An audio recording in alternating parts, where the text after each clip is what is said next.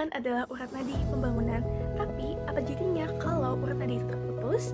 Perkenalkan, nama saya Salma Sabila Ramadhani dari jurusan Administrasi Publik UIN Sunan Gunung Jati Bandung. Pada kesempatan kali ini, saya akan membahas isu nyata yang ada di sekitar rumah saya, khususnya di Kecamatan Cianjur, tentang infrastruktur jalan, serta keterkaitannya dengan SDGs atau tujuan pembangunan berkelanjutan. Jadi, isu infrastruktur jalan bukan sekedar masalah teknis, tetapi adalah isu pembangunan yang berkaitan langsung dengan dua SDGs utama, yaitu SDG 9 dan juga SDG 11. Nah, pertama yaitu SDG ke-9 tentang industri, inovasi, dan juga infrastruktur yang menargetkan tersedianya infrastruktur yang berkualitas, andal, dan berkelanjutan untuk mendukung kesejahteraan masyarakat.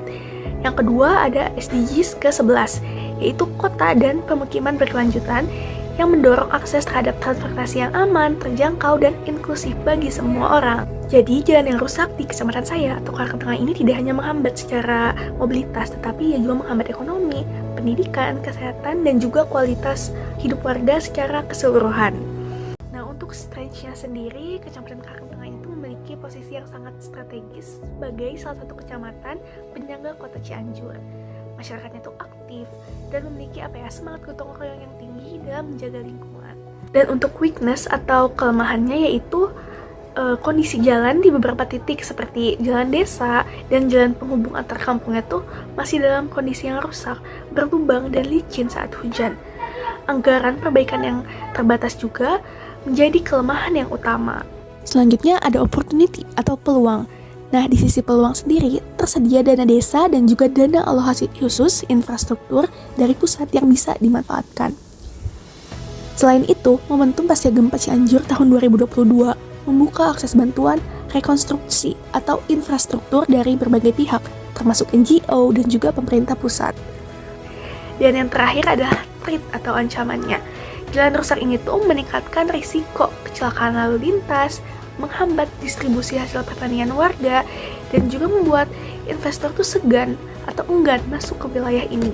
Jika dibiarkan, ini tuh akan mempengaruhi ketimpangan pembangunan antara pusat kota dan juga wilayah pinggiran. Lalu, apa sih saran atau rekomendasi yang saya akan ajukan kepada pemerintah? Pertama, pemerintah desa dan kecamatan perlu memprioritaskan perbaikan jalan dalam musrenbang atau musyawarah perencanaan pembangunan tahunan dengan data kerusakan yang terukur dan juga transparan. Yang kedua, yaitu optimalkan pembangunan desa untuk program padat karya infrastruktur jalan, sehingga selain memperbaiki jalan, juga membuka lapangan kerja bagi warga lokal. Dan yang terakhir atau yang ketiga, yaitu dorong partisipasi aktif warga dan juga mahasiswa melalui program pengawasan berbasis komunitas, serta laporkan kerusakan jalan secara digital ke platform aduan daerah, misalnya seperti Lapor atau juga website pemerintah Kabupaten Cianjur. Terakhir dari saya, infrastruktur itu bukan kemewahan. Ini adalah hak dasar masyarakat dan juga warga.